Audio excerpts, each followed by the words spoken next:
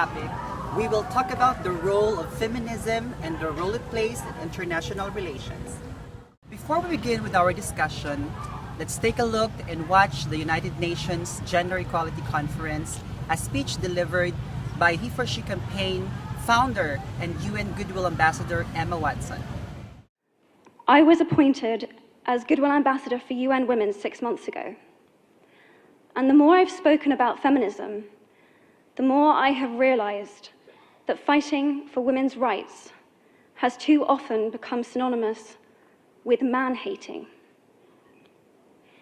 If there is one thing I know for certain, it is that this has to stop.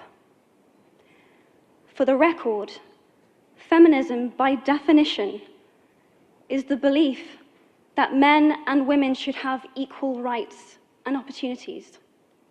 It is the theory of the political, economic, and social equality of the sexes.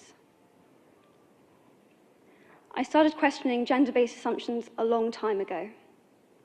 When I was 8, I was confused being called bossy because I wanted to direct the plays that we would put on for our parents. But the boys were not. When at 14, I started to be sexualized by certain elements of the media. When at 15, my girlfriends started dropping out of their beloved sports teams because they didn't want to appear muscly. When at 18, my male friends were unable to express their feelings. I decided that I was a feminist, and this seemed uncomplicated to me. But my recent research has shown me that feminism has become an unpopular word. Women are choosing not to identify as feminist. Apparently, I am among the ranks of women whose expressions are seen as too strong, too aggressive, isolating, and anti-men, unattractive even. It's going to be an exciting day today as we will be joined by 2 experts from the United Nations International Commission on Gender Equality and Women Empowerment. First guest is the co-founder and author of the book Bases, Beaches, and the Role of Feminism, Ms. Neryn Viado. Now, for our second guest, he is an advocate for LGBT and women empowerment, a UN Goodwill Ambassador, and a citizen of the Republic of the Philippines. Please welcome Mr. Jesse Louis Dela Cruz. Once again, welcome to the Global Agenda. Good morning, guest. How are you, Jesse? I'm good, thank you. How about you, Neryn? So glad to be here today. Thank you so much. So today we're going to tackle the role of gender equality and feminism as a global theory on international relations.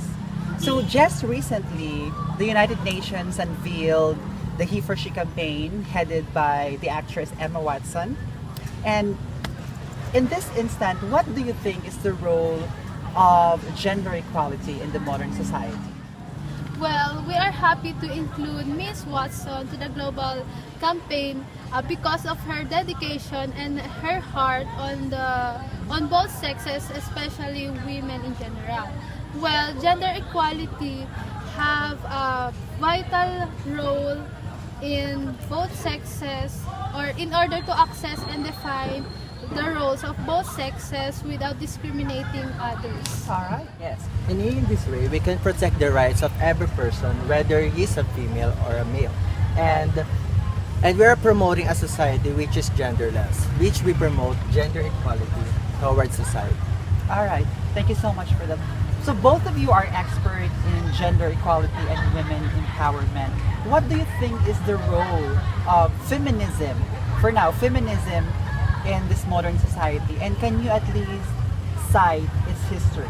Actually, the third wave was in the late of 1980s and 1990s. Well, the focus are based on class and race issues in the earlier movement.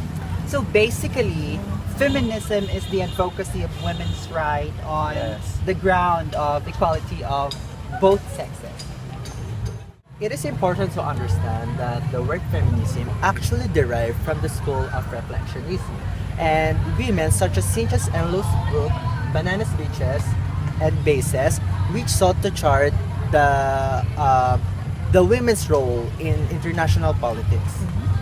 Role as plantation sex workers, diplomatic wives, sex workers in military bases, and etc.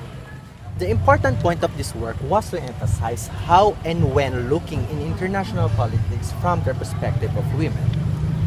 Well, one is forced to reconsider his or her personal assumption regarding to what international politics is all about.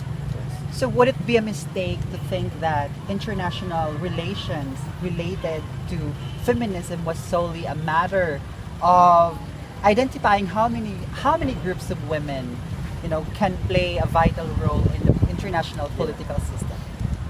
From its inception, feminist IR has always shown a strong concern with thinking about men and in particular masculinities. But many IR feminists argue that the discipline is inherently masculine in nature. So in regards to feminism and international relations, some founding international relations scholars refer to using a feminist consciousness when looking at gender issues in international politics.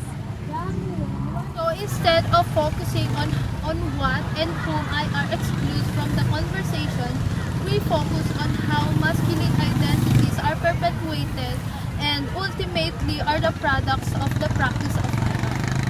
According to Enlo, gender is not enough, but the need for feminist consciousness is, in which what explains how IR need to include masculinity in the discussion of war while giving attention to the women's rights. All right, thank you so much for today. That was so very interesting and insightful topics. Thank you, Jessie. You're welcome. Oriel. Thank you, Neryn.